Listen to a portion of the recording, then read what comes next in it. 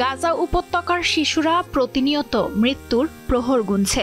অস্ত্র ও অর্থে শক্তিশালী এক দেশ আগ্রাসন চালিয়ে দখলে নিচ্ছে নিরস্ত্র একটি ভূখণ্ডকে, যার মাসুল দিচ্ছে শিশুরা। ইসরায়েলি আগ্রাসনে পুরোপুরি বিধ্বস্ত হয়ে আছে ফিলিস্তিনি ভূখণ্ড গাজা।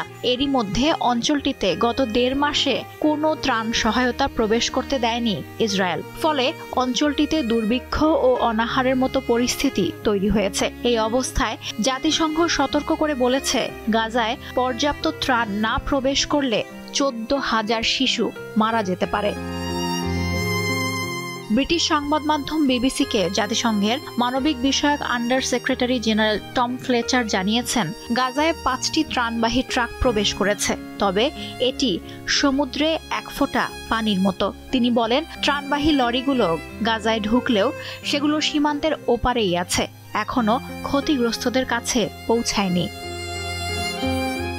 জাতিসংঘের এই কর্মকর্তা আরও বলেন, গাজায় এখন যে সীমিত পরিমাণে ত্রাণ ঢুকতে দেয়া হচ্ছে তা অবশ্যই চরম দুর্দশার মধ্যে থাকা বেসামরিক নাগরিকদের জন্য পর্যাপ্ত নয়। এর জন্য নিয়মিত ত্রাণ সরবরাহ নিশ্চিত করতে হবে এবং মানবিক কর্মীদের একাধিক পথ ব্যবহারের অনুমতি দিতে হবে।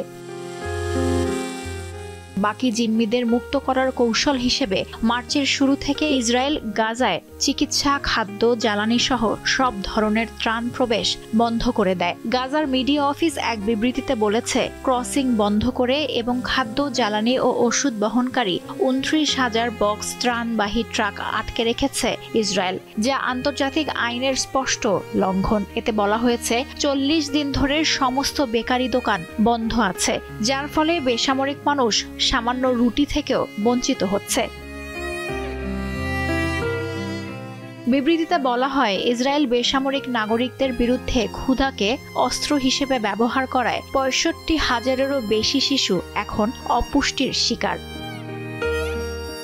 এদিকে ইসরায়েলের একজন শীর্ষস্থানীয় বিরোধী নেতা বলেছেন, বেনিয়ামিন নেতানিয়াহুর সরকার এমন এক পররাষ্ট্রনীতি মানছেন যেখানে শখের বশে শিশু হত্যা করা হয়। গাজায় চলমান গণহত্যা নিয়ে কোনো ইসরায়েলি নেতার কাছ থেকে এটি সবচেয়ে বড়, কড়া ও স্পষ্ট সমালোচনা।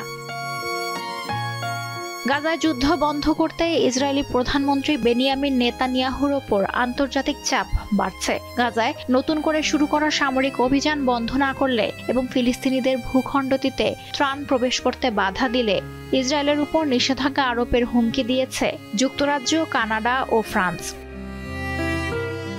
ওই 3 দেশের নেতারা গাজায় এখনই একটি যুদ্ধবিরতির লক্ষ্যে যুক্তরাষ্ট্র, কাতার ও মিশরের নেতৃত্বে চলমান উদ্যোগগুলোর প্রতিও তাদের সমর্থন প্রকাশ করেছেন। পাশাপাশি তারা বলছেন, ইসরায়েল ফিলিস্তিন সংকটের দ্বিরাষ্ট্রভিত্তিক সমাধানের অংশ হিসেবে একটি ফিলিস্তিন রাষ্ট্রকে স্বীকৃতি দেওয়ার বিষয়ে তারা প্রতিশ্রুতিবদ্ধ।